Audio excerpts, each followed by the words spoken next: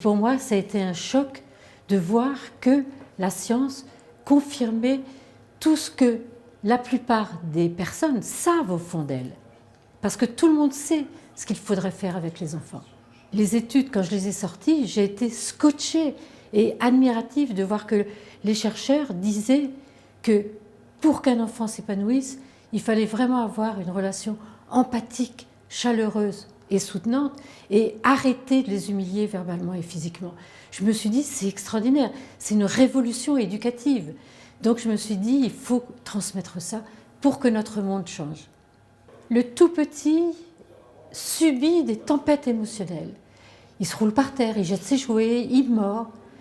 Et on a cru pendant très très longtemps, jusqu'à maintenant, qu'il le faisait parce que c'était un animal sauvage, qu'il fallait dresser. Maintenant, on sait que c'est parce qu'il est juste immature. Donc savoir ça, ça nous donne beaucoup de compassion, d'empathie pour lui. Et donc, il ne faut pas que les adultes pensent qu'il faut dresser un enfant. Il faut au contraire avoir de l'empathie et de la compassion et l'aider avec le plus de chaleur, d'affection, d'amour pour lui, pour qu'il puisse sortir de ces tempêtes émotionnelles qui le font souffrir, mais qui sont aussi extrêmement difficiles pour les adultes.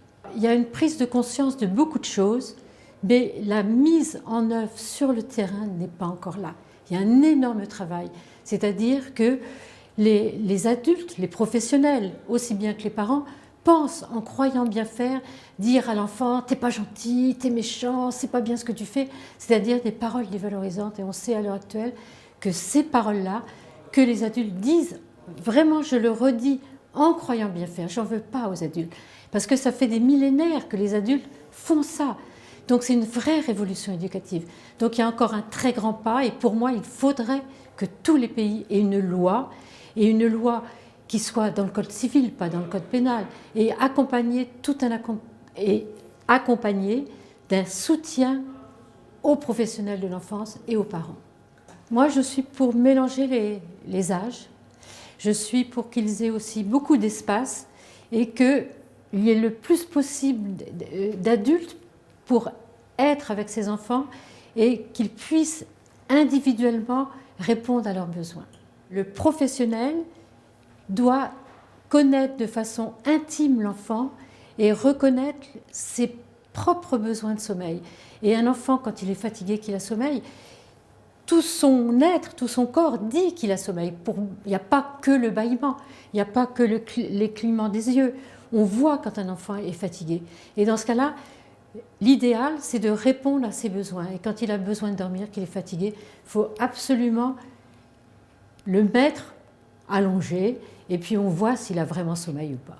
Avoir le plus d'empathie et de compassion pour un enfant petit parce qu'il est extrêmement fragile, extrêmement immature et que tout ce qu'on vit avec lui s'inscrit profondément en lui. Par contre, il n'y a pas de recette et il ne faut pas que les professionnels pensent qu'il faut être parfait. Non, on peut faire des erreurs et quand on voit qu'on a un comportement inadéquat avec un enfant, on lui dit « mais excuse-moi ». Donc il ne faut pas non plus se mettre de pression, il faut être le plus naturel possible.